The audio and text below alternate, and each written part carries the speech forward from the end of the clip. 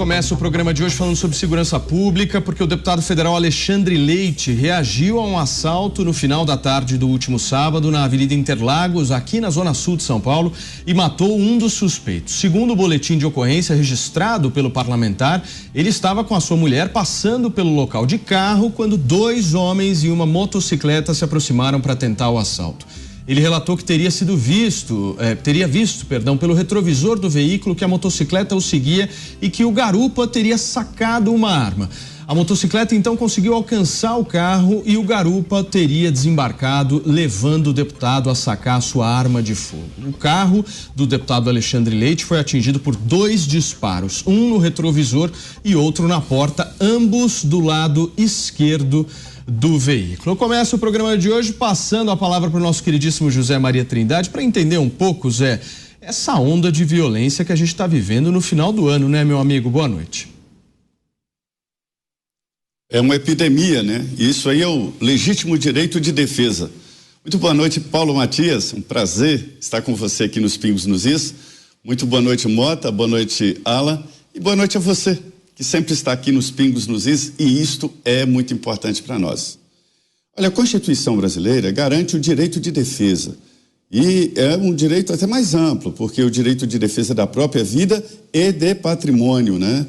E essa defesa, esse direito de defesa, não é exercido com unhas, como se fosse gato, é exercido com armas, que são os mesmos instrumentos usados pelos bandidos, né?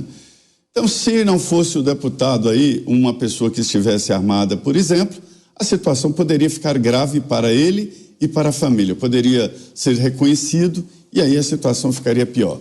Nós estamos vivendo uma epidemia de violência.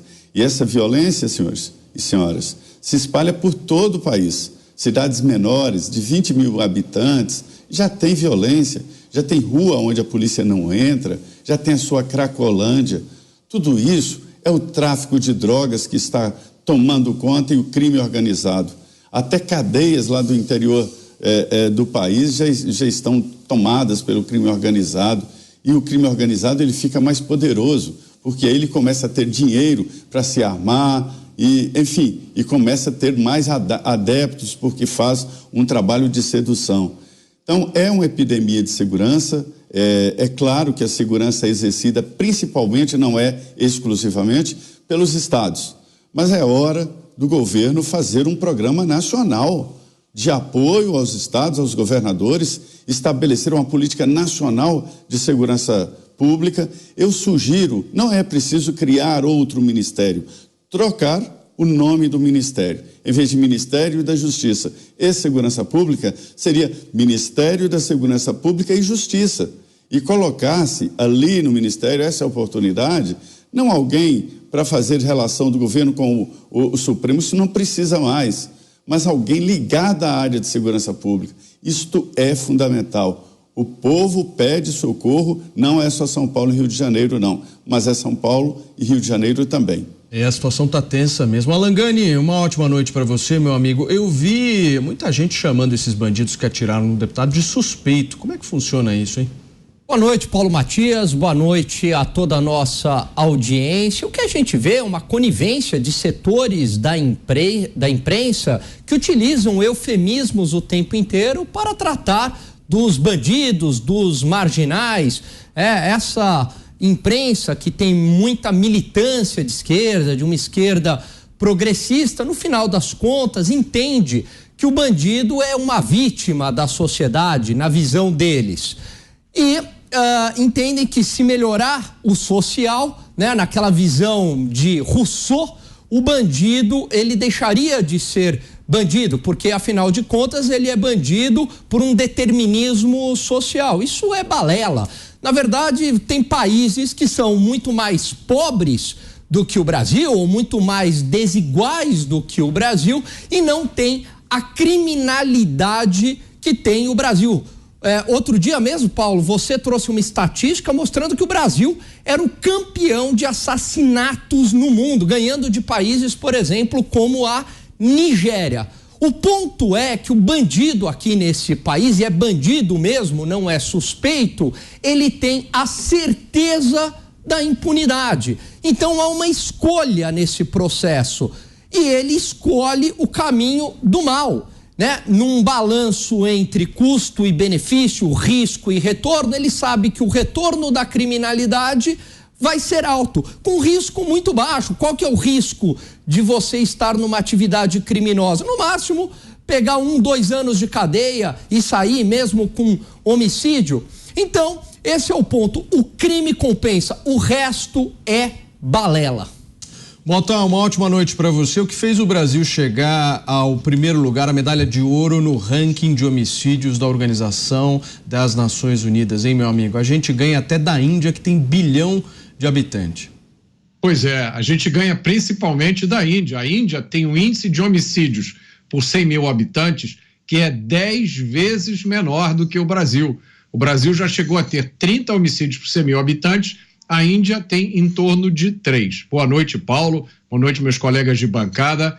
Boa noite, nossa audiência, que há muito tempo tenta entender o que está acontecendo no Brasil, mas todos nós sabemos a resposta. Ela está todo dia nos jornais. A resposta se chama impunidade. Parabéns ao deputado. Aqui a gente vê um caso raro de alguém que pratica o que prega. O deputado defende o armamento civil. Parece que ele foi até relator de um projeto de lei que prevê a flexibilização do acesso às armas.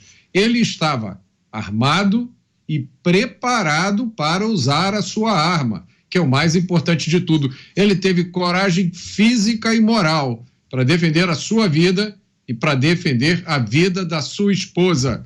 Se o Brasil tivesse mais pessoas assim, nós não estaríamos reféns do crime. Ô Zé, a polícia inclusive apreendeu a arma do deputado Alexandre Leite. Como é que você vê esse processo de investigação a partir de agora? A apreensão da arma é natural, né? Para fazer perícia, para fazer depois haverá devolução certamente. Eu queria dizer, Alan, que a imprensa não é setores da mídia. A imprensa usa esses termos suspeito, acusado, por imposição legal. Houve uma mudança na lei e o acusado, o bandido, é só depois de condenado. Se o jornalista ou a televisão usaram um termo assim para uma pessoa que praticou o crime, mas que não foi ainda condenado, ela é passível de um processo na justiça.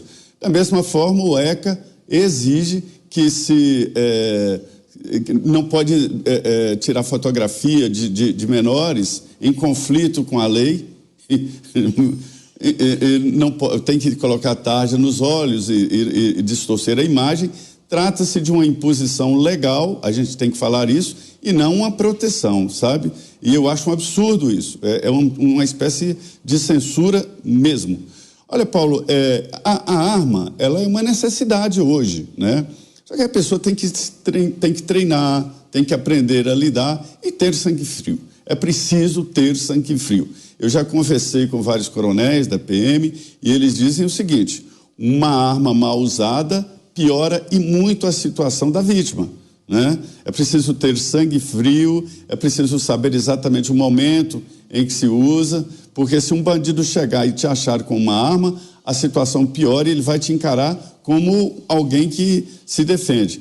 Eu entendo que é preciso que o Congresso Nacional, de uma vez por todas, analise esse projeto de liberação de armas no Brasil e regulamente a Constituição, porque a Constituição já garante. Gil Alan. Não, eu concordo com o Zé. A empresa, no caso a imprensa, ela também vai se proteger de processos e aí ela utiliza esses eufemismos. Mas isso é reflexo de como que essa agenda de esquerda progressista, ela conseguiu penetrar na justiça até a gente chegar num clima de censura, como você bem pontuou, Zé. Mas mesmo assim, eu percebo, lendo na matéria, toda uma suavização em relação à criminalidade, que me parece que vai além da justiça, do receio de tomar um processo. Me parece até que o jornalista ali entende que o bandido é uma vítima. Isso ficou muito claro uma vez numa manchete que eu vi que dizia o seguinte: vulneráveis atacam turista no Leblon, né? A palavra vulnerável ali me remete mesmo como se ele fosse uma vítima, né? O vulnerável que roubou lá aquele turista, não foi nem suspeito, nada disso. Então me parece que tem dois movimentos, eu concordo contigo, você tem um movimento de se proteger, mas também há essa militância de redação, né? Roberto Mota. Eu desconheço qualquer lei que obrigue a imprensa a chamar a pessoa de suspeito. Pensa aqui comigo, pessoal, você está andando na rua, um sujeito tira uma arma, aponta para você. Isso é filmado. Há pessoas ali que estão assistindo aquilo.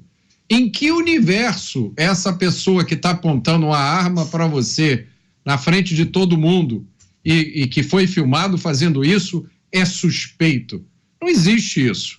Enquanto estiver acontecendo uma investigação para a polícia, ele formalmente tem que ser considerado suspeito, porque depois o inquérito é terminado, é enviado para o Ministério Público, o Ministério Público resolve se oferece uma denúncia. No momento que o Ministério Público oferece a denúncia, esse criminoso ele passa a ser réu.